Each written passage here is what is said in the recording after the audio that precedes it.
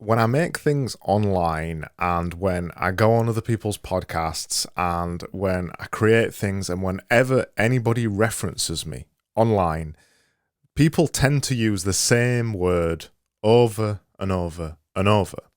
And that single word is prolific. People tend to call me prolific. And for whatever that means, I thought I'd talk about why I'm prolific. And this is part of a series of me trying to get back into just doing pieces to camera on YouTube because I enjoy sharing, I don't know, maybe a useful part of my philosophy or any of those other things. But the reason this is on my mind right now about being prolific is, one, because I tend to talk about it a lot on Twitter. I tend to say things like being consistent is the only way to be, and consistency is very closely related to being prolific in my eyes. You can't be prolific without being consistent. And when you are consistent, you are by necessity usually end up being prolific.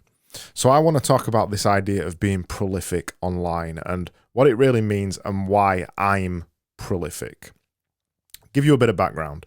So last year in May 2020, and I've told this story a million times, so I'm sorry if you've heard it, skip along about a minute. Last year in May 2020, I decided to become prolific, to embody the idea of being prolific. And how that manifested for me was to decide to write 10 tweets per day, every day, for time memoriam, forever, basically. The original goal was to write 10 tweets per day, every day for 365 days. And then after that, once I saw how it changed my entire world, my mindset, and what it just what it did for me in many ways, which I'll get into, I decided to stick at it. So Twitter was the first thing I did in May 2020. And then as the year progressed, I made a whole load of podcasts. I made YouTube videos like this one. I wrote a couple of books. I started a visual channel, I started a visual community, blah, blah, blah, blah, blah. I did a lot of stuff. And that lot of stuff, ergo, wow, I've never used ergo like this in a conversation before. Ergo, it made me prolific to other people's eyes. So I accidentally became prolific, and it accidentally ended up making me build an audience, which I want to get into in another video. But I've stuck at it. Even though I do a lot of things, an average day, I will make a visual, I will chat to people in the visual community, I will write 10 tweets, I will probably record some kind of podcast, probably write something, and then also run an agency. So I do a lot of things. Even though I do all of those things, they never feel like an effort. So being prolific is not an effort to me. It is, like I said, a mindset, a state of being. David Perell talks about this, about being prolific. It's something he's spoken about a lot. And what David Perell does really well is analyze what other high-level, high-performing creatives do globally. Specifically writers, but when you're a writer, you're a high-level creative. There's no doubt about that in my mind. And his phrase about being prolific, creating serendipity, really nails it for me. That was one of the primary reasons that ended up being the reason why I stayed being prolific. Once I started writing 10 tweets per day, people started replying to them on Twitter. I know, crazy concept, right? People started replying to my tweets on Twitter. And then I ended up in all these conversations with people on Twitter. And then I ended up making friends with people on Twitter. And then those opportunities, those serendipitous meetings of people, ended up turning into products or partnerships or really cool stuff that I did with loads of people all around the globe. And all of that only became possible because I was being prolific on Twitter. You couldn't ignore me on Twitter because I was writing 10 tweets per day, replying 20 to 30 times every day. I was writing on average 1,500 tweets every month. I write less now, but I'm still on there a lot. So that one single idea there of me being prolific made all these serendipitous opportunities open up to me. So even just on Twitter, just being prolific on Twitter opened up the world to me. And I am not exaggerating when I say that. I am not using hyperbole. I am being honest. It literally opened up the world to me. I went from never talking to anybody really outside of the UK to spending most of my days talking to people outside of the UK, all around the globe. So being prolific created serendipity for me, as David Perel said. And then, slightly on the opportunity thing, being prolific created a volume of opportunity. It created a situation where I had to turn things down, turn cool projects down. I get DMs quite a lot about saying, you know, do you want to try out this product, or I'd really love you to be part of this community. And I've got to the point now, a year on, where I have to say, I'm really sorry. The product sounds amazing, the community sounds amazing, but I just haven't got time right now. But keep me in the loop, because I might be interested later on.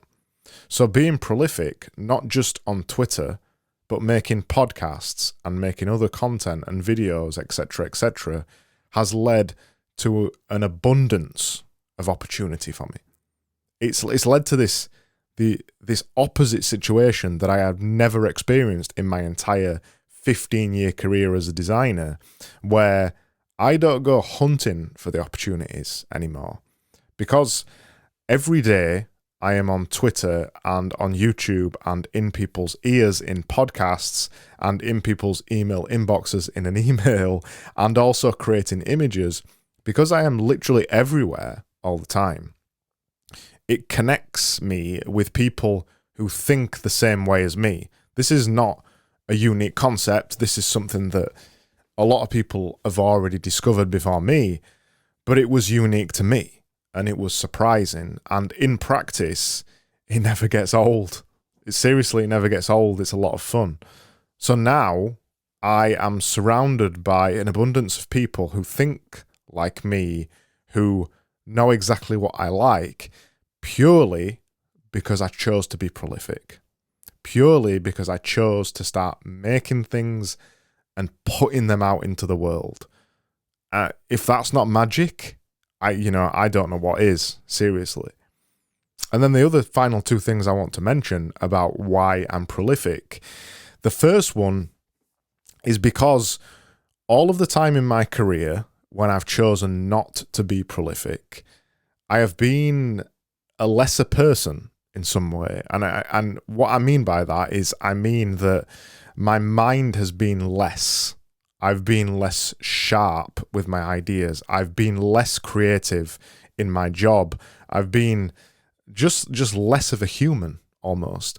When I choose to be prolific, when I choose to create a hell of a lot of things all of the time, my mind is so sharp and ideas are always there, always waiting to be used for something. It just makes me a lot sharper. So when I choose to be prolific, when I became prolific, when it became a state of being for me, it's become something that I have to do. I have to be prolific. If you look at any classic creative, any real creative, not a designer, not an artist, not a writer, not any of those things, if you look at somebody who has dedicated their lives to a craft, to the pursuit of being creative, look at somebody like Pablo Picasso. He made over 50,000 artworks in his lifetime, and he was making them well into his 80s and his 90s. He was prolific, the very definition of prolific, but he wasn't prolific because he thought it was a good marketing exercise. He was prolific because he had to be prolific, because he was a creative, because he was a classical, dyed-in-the-wool creative, and that is what I have become when I've become creative, when I've become prolific. I need to create things. So I'll have a conversation with somebody, either on my podcast or just casually, and it'll give me 10 ideas to make something. This very thing I'm making right now, this why I'm being prolific, why I am prolific video, purely came from a conversation that I had with somebody where we were talking about being prolific, and I knew I had to explain my point of view, because when I had the conversation with them, suddenly it sparked and I knew what I wanted to say. So I am prolific because I have to be. But there's one final point I want to mention. I'm prolific because I want to be prolific. And I think that's really important. The reason that's really important is because when we get obsessed with making content, and I am going to put that in quotation marks when I say that, when we get obsessed with making content, oftentimes the reason we don't make the content is because we get bored of making the content, because it isn't interesting to us, because the stuff we are making is boring. 7 steps to X type articles, like I mentioned at the beginning.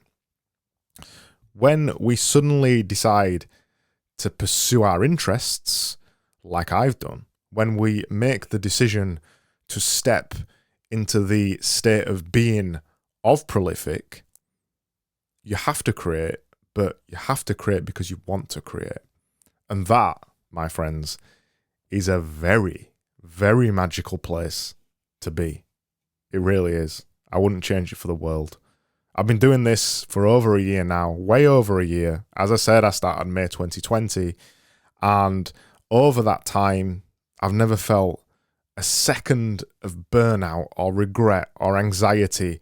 I have lived a purely creative lifestyle for the last year and a half now, and it's been amazing, and I highly recommend it. And that is why I'm prolific.